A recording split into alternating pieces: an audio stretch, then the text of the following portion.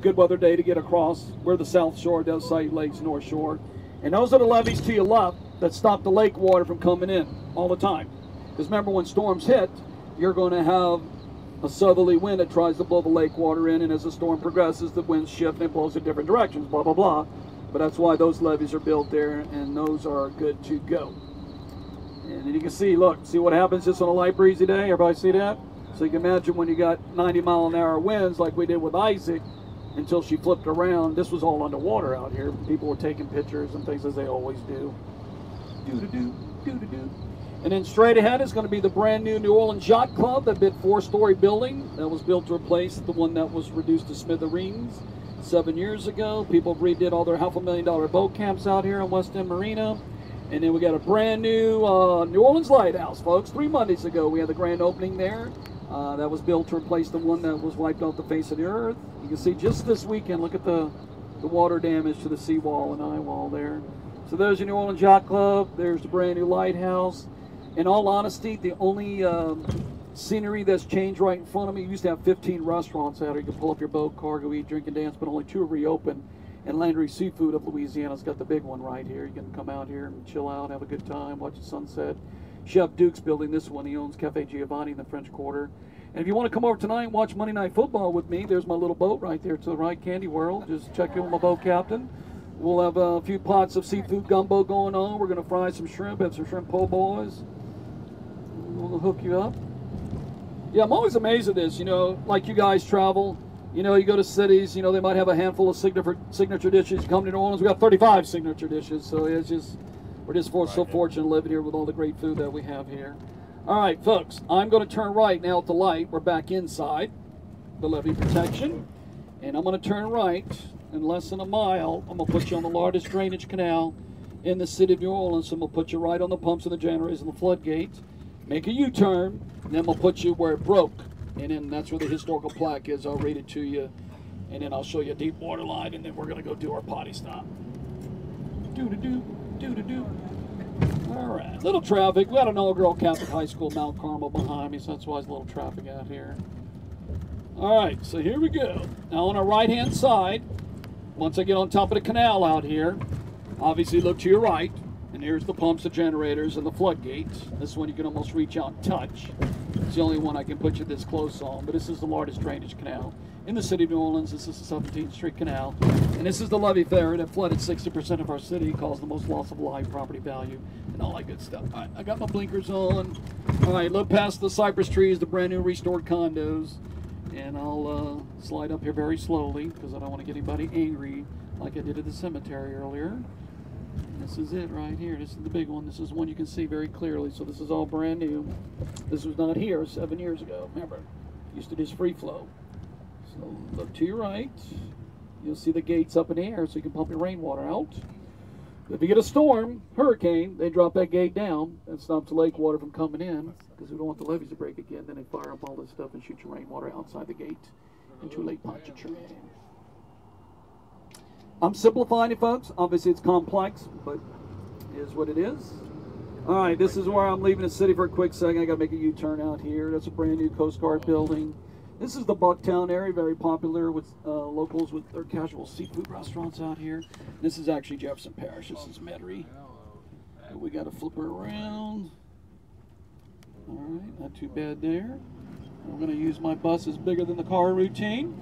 All right, everybody look right across the canal, the other side of the canal. You're going to see the new cement. That's where I'm bringing you. That's where she broke, and that's where they were dropping those helicopters, dropping those sandbags for a couple weeks right there. Everybody see it? And remember I told you the water was above my bus when we're on the ground? Everybody see where the water's at now? Look how far down I'm going. Remember, we're below sea level. Yeah, there was no empty lots out here. Nothing but beautiful homes. And we'll turn right here and put you right on it. And I'm going to read you the historical plaque here in a tad bit. And then I'll go show you a water line, and then we'll go do our potty stops. Stretch our legs, get something to drink here, love. But there were homes inside that chain link fence. Obviously, they were beat up pretty bad. Federal government bought them out, bulldozed them down. Came in to replace that levee. So this is where they did their Band-Aid work, right here to the right. And right up here by the street sign, there's the historical plaque, the only one in the United States of this. And this is the 17th Street Canal flood wall. On August 29, 2005, a federal flood wall atop the levee on the 17th Street Canal, the largest and most important drainage canal for the city of New Orleans, gave way here, causing flooding that killed hundreds of people. In 2008, the judge placed responsibility of this flood wall's collapse squarely on the United States Army Corps of Engineers. But however, the agency is protected by the Financial Liability Flood Control Act of 1928. Does everybody understand that? Does everybody understand that? Yeah. Yes, you can't sue the federal government for building anything federal that fails in our country. So this is what they did for homeowners who were flooded who did not have flood insurance. And I'm just going to use me as an example. I think it's easier. Obviously, I lived here. I got flooded, but I had a mortgage, so I had flood insurance. But say I paid off my note and my mortgage, and I didn't have flood insurance, never flooded, and I got a $500,000 home, and I want to rebuild, they owe me some money. Well, unfortunately, it only capped out $150,000 of free money you could get based on pre-Katrina appraisals to rebuild a home. It was called the Louisiana Road Home Program. So if you had a $150,000 less home, you probably fared out better than you had a $500,000 home that got flooded, and that's just the way it went down. And like I said, we're not here to debate those issues anymore, just sharing some information with you here today. All right, guys, 2nd Street, we'll turn left. I hope nobody ever has to go through like what we did, but one of the other battles we lost with the federal government, FEMA, is they will bulldoze down your home for free, fire, anything natural disaster-wise, but they don't remove the cement. Look to your left. They leave that up for the property owner's expense. That's why you still see slabs on empty lots where homes once stood. All right, we're going to turn left here. Thanks.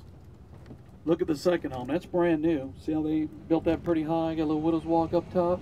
Kind of neat. But look to your left. When I get past the cars in the driveway, you can see the water line right now above the door frame on that white plywood. So this is deepest water. And that's the only water line of that magnitude to show anybody anymore. Everybody see it to your left? Yeah, 2nd story. So obviously everybody can put 2 and 2 together. First of all, you weren't supposed to be in the city. We had mandatory evacuation. But if you decided to ride it out, the only way a chance to survive you had out here, you had to be on the 2nd floor, and obviously that's why we lost so many people out here. But that's your water line.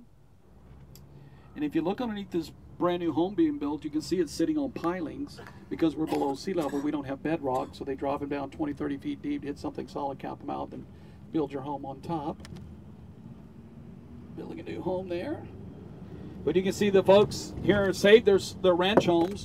Had water up to the gutters, but had good bones. Nothing messed up their structure, so they decided to hold on to their homes, gut it, get the mold out, get it remediated, put the home back together, so they're good to go. But if they started new, 2 feet or 10 feet off the ground. All right, let's turn left here, peeps. Hang on, we got a little hole here. That wasn't too bad. All right, so we're gonna head to our coffee shop next, our little break. Oh, don't stop. So people kept the ranch homes.